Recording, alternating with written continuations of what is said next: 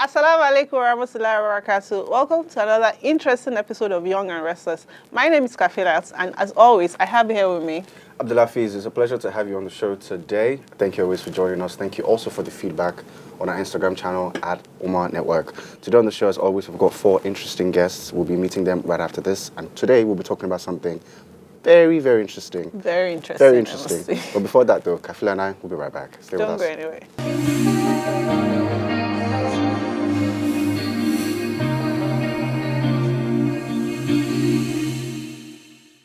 Welcome back to the show. Today, as always, we've got something that affects young Muslims around the world.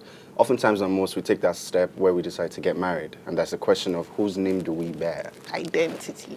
The identity. Do you choose to take your husband's name? Do you choose to retain your family name? And there's always that, fine balance of culture, Islam, and what you want.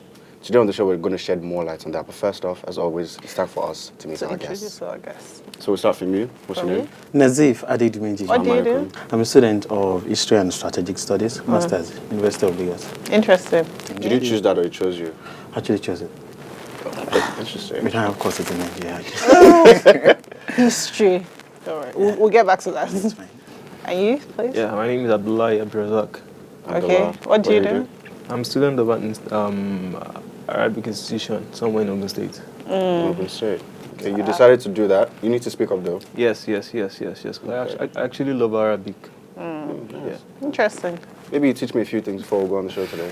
Yeah. I'm Zainab Salahuddin. I'm a 411 medical student of Unilag. Okay. Doctor. All right. And you, ma'am? My name is Mudrakat Alabi McFoy. Okay. I'm a program I officer. like your name. Thank you. See, I'm like, Okay. I'm the program officer for a Muslim NGO called the Tahara Collective.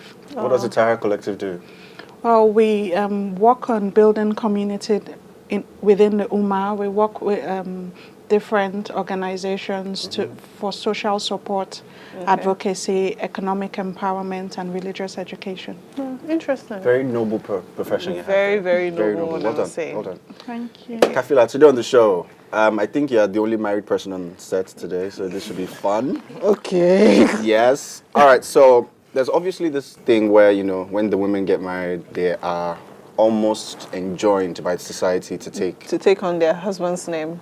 Now, I'm not going to tell you if she took her husband's name or if she decided to retain her family name. That's not in my place to say today. Exactly. I mean, you can. And we have we have our guests here, which is why we have them here. We would want to know what your stance is on you taking your wife's name or your wife taking your name. I mean, and what are the what's the Islamic stake on a woman or a man changing their names? I think we should just start from there. So, Yes. from you, Nazif, what does Islam say about changing names?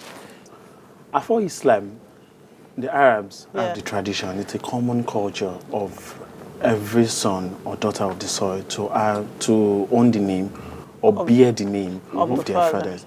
Even after the advent of the coming of Islam, Like it was Khadija bint Kuwait, Then then Uthman bin Affan. Affan, and Okay. everyone. So you would actually bear the name of your father. Even when the coming of Islam came, it was injected into it, and it was not a taboo. It was something that lived long, also that was carried along in Islam. But with the advent of westernized culture now, everybody will want to be like, no, I'm Mr. and Mrs. the surname of your husband. So I feel like it's more the replacement of you taking your husband's name, which is a common practice now everywhere, is more of the Western. Islam ordained us to take the names of our father. But in the Quran, Allah says, "Oh, you son, sons can take up adopted sons this time around." Surah Al-Azab. Yeah. They didn't say wife or sons or daughters. It says adopted sons can. So I feel like interpretation matters in this sense. There's But another let me surah allow in you. Surah Al-Azab, Okay. the one you just said, وَلِنَدِعُوا بِآبَائِهِمْ. Call them, like the By women, their name, with, by the their names of their father's name. fathers. Yeah. Okay. And there's another proof in Surah Al-Tahrim where Allah wanted to refer to Maryam and he said, Wabnata Imran, and the daughter of Imran. Okay. Yeah. Okay. Interesting. Interesting. And Prophet Muhammad also said it in one of his hadiths related by Tirmizi. He said, on the day of judgment, you will be called according to your father's name. So whoever doesn't have a father will be related to one. So there's this issue of interpretation of convenience, where people interpret it where it's convenient for them. Does anywhere in the Quran state that once a lady gets married to a man, she now sees that man as figuratively her father? Her father. No. No. Okay, because there's obviously that people will say, oh, because the Quran said this, because I've married him now, I can see him as my father, quote unquote. No.